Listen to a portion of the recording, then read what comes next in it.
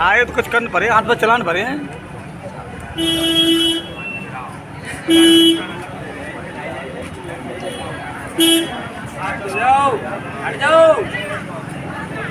अरे ताकि वहाँ खड़े हो गए थे गाड़ी का मान खड़ो तो करना नहीं करते हैं आप बनाए रहे हमने हाथ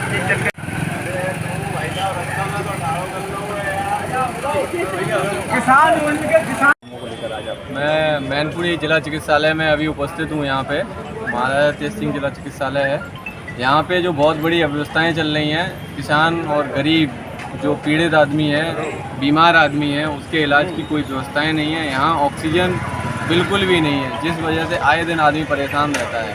ऑक्सीजन मशीन चलाने के लिए ऑपरेटर नहीं है, जिस वजह से किसी भी मरीज को ऑक्सीजन की अगर ज़रूरत हो रही है तो उसको कहीं ना कहीं रेफ़र किया जा रहा है, चाहे वो सैफई हो चाहे वो आगरा हो। उस बीच में जिसको ऑक्सीजन की बहुत ज़्यादा ज़रूरत होती है तो कहीं ना कहीं उसको नुकसान भी हो रहा है। यहाँ से सैफई तक जाने में उसको ऑक्सीजन की ज़रूरत लग रही है और उसको प्राथमिक उपचार भी यहाँ नहीं दे पा रहे हैं, जिस वजह से आज हम यहाँ अधीक्षक जी के यहाँ आए थे। किसी कारणवश वो नहीं मिल पाए आज, तो आगे से उन्होंने ये आश्वासन दिया है कि वो लखनऊ गए हुए हैं इसी मामले में और कल आके बताएंगे कि इस पर क्या कार्रवाई हुई है। कितने बिंदुओं पर चर्चा हुई है? दूसरा, स्ट्रेचर की जो यहाँ पे बहुत बड़ी समस्या है। पहले भी अधीक्षक जी को बताया गया था कि स्ट्रेचर नहीं है यहाँ पे, जिस वजह से कोई भी मरीज आ रहा है तो अंदर पहुँचने तक उसको बहुत बड़ी परेशानी हो रही है। वो अंदर ही नहीं पहुँच पा रहा है। रिपेयर कराते हैं, कहाँ कागजी रिपेयर कराते हैं और फ्रंट पे कुछ दिखता नहीं है। हर बार रिपेयर के नाम पे अलग अलग चीज़ें कर रहे हैं पर कुछ मिल ही नहीं रहा है। वहाँ पे एक्सरे मशीन जो है वो भी यहाँ पे दी हुई है सरकार ने, पर किसी कारणवश उसमें फिल्म नहीं है, जिसकी वजह से बाहर से लेन देन व्यवस्थित चल रहा है। तो क्या ज़रूरत पड़ रही है फिल्म की?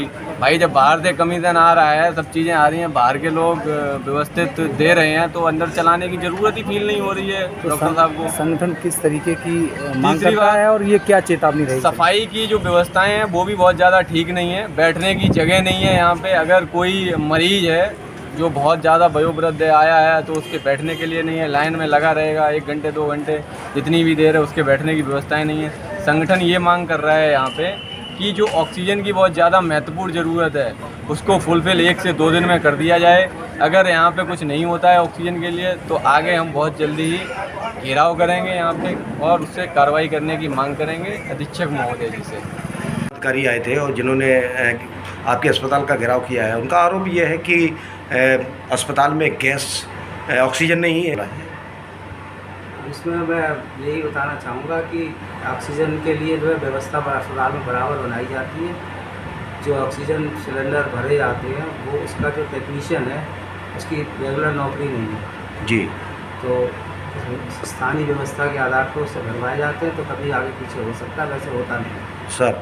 और जो स्ट्रेचरों की बात करें, स्ट्रेचर को ये जो सड़क है उस पर जब चलते हैं तो उनके पहिए वगैरह टूट जाते हैं, उनकी समय समय में मरम्मत कराई जाती है और व्यवस्था को बनाने की पूरी कोशिश की जाती है। आरोप ये भी लगाया गया कि जैसे कि एक्सरा जो होता है तो एक्सरा मशीन एक्सरा तो कर लेते हैं और मोबाइल फ़ोन में डाल देते हैं, कार्ड नहीं, फिल्म नहीं दे रहे हैं।